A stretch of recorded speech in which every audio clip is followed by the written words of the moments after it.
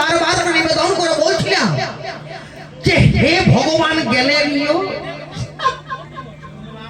হে Newton ভগবান, আমি কেবল একটা জিনিস জানতে চাই ঠাকুর, যে দুনিয়ার এত লোক ওকালে ফুটে যাচ্ছে, এখনো এই ভগবানের বেটা ফুটিও নাই ঠাকুর।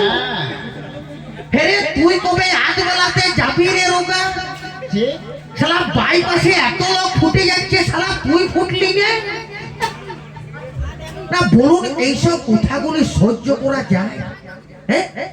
আমার সব থেকে বেশি রাগ ধরে গেছে মা, আমার বইয়ের নাম খাঁটি বললো মাগু। ওই আপনারা হেসে দিচ্ছেন আর আমার ভিতরে যে একটা আগুন জ্বলছে ওইটা খবর রাখেন না।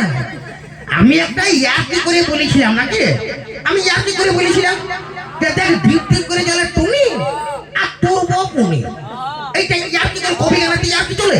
আমি বলছিলাম ডিপ ডিপ করে জ্বলে টুনি আর তোর বউ পুনি, আমার বলছে ওরে আমার বইয়ের নাম পুনি নয়, পুনি নয়। এর বইয়ের নাম কি বললো? পূর্ণিমা। মনে নাই? পূর্ণিমা? ভালো মনে রেখেছিস রে, না অরিজিনাল গোবিন্দপুরের ছকরা রে। হ্যাঁ লোকের বইয়ের নাম কেউ মনে রাখে? চিন্তা করুন ছেলেগুলাকে। হ্যাঁ তাহলে পূর্ণিমা নাকি? এই শালা যখন উঠে আসবে এসে চিপে ধরবি তো যে হ্যাঁ কালো বইয়ের নাম কি করে পূর্ণিমা হতে পারে? শালা ঘরে যদি লোড সেটিং হয়ে যায় তোর বউকে খুঁজিয়ে বেড়াইতে হয়, ফেরি কেমনি? আবার কত কায়দা করে বলছে আমার বইয়ের নাম পূর্ণিমা, এটা তোর বইয়ের নাম সানি লিওন রেখে দে নাকি রে?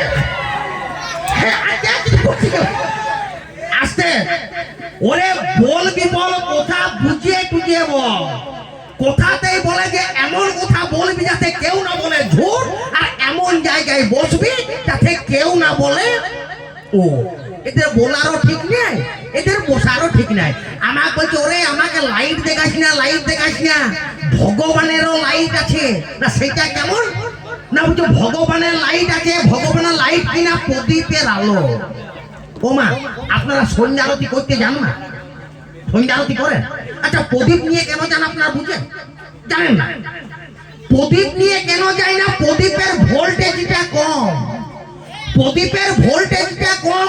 যদি হনুমানের সামনে দেয় হনুমানের চোখগুলো ভালো হইবে, আর হ্যাঁ গো যদি একটা মারকারি হনুমানের মুখটাতে দেওয়া হয় তো হনুমানের চোখগুলো ভালো রইবে।